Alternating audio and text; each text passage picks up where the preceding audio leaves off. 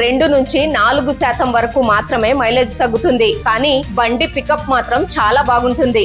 Yes, there is some fuel efficiency loss, no doubt. Performance actually improves. ఈ మధ్య petrol బంకులకు వెళ్ళినప్పుడు మీరు ఎప్పుడైనా E20 పెట్రోల్ అని రాసి ఉండడం గమనించారా? అందులో 20% ఇథనాల్ కలుపుతారు. కానీ చాలా మంది ఈ E20 పెట్రోల్ కొట్టిస్తే కారు లేదా బైక్ ఇంజన్ పాడైపోతుందేమో, మైలేజ్ పడిపోతుందేమో అని భయపడుతున్నారు. కానీ అందులో నిజమెంత? ఈ అపోహలన్నీ అబద్ధమే అని టయోటా సంస్థ executive vice president Vikram Gulati గారు క్లారిటీ ఇచ్చారు.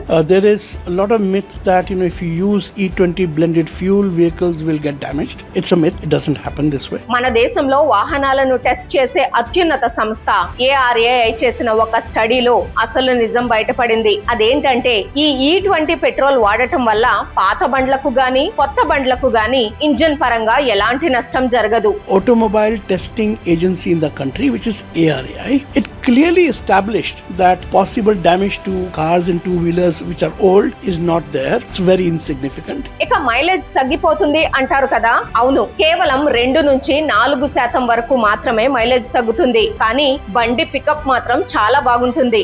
Yes, there is some fuel efficiency loss, no doubt. Performance actually improves. ఇంకో ఆశ్చర్యకరమైన విషయం ఏంటంటే ఈ ఇథనాల్ పెట్రోల్ లో కలపడం వల్ల మన దేశానికి ఏకంగా 1.9 లక్షల కోట్ల రూపాయలు ఆదా అయ్యాయి.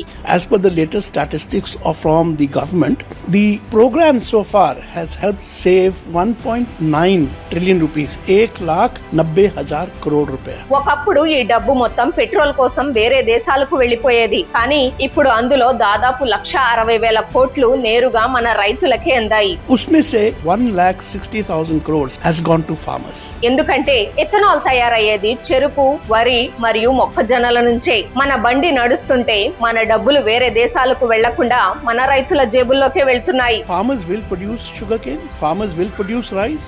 When you produce this in excess, it's going waste. They decided to promote ethanol in a bigger way. పైగా ఈ E20 ఫ్యూయల్ పర్యావరణానికి కూడా చాలా మంచిది. మరి ఈ E20 పెట్రోల్ పై మీ అభిప్రాయం ఏంటో కింద కామెంట్స్ లో చెప్పండి. ఇంజన్ పాడవుతుందని భయపడే ప్రతి వాహనదారుడికి, ప్రతి భారతీయుడికి ఈ నిజం తెలియాలంటే వీడియోను వెంటనే షేర్ చేయండి. జై హింద్.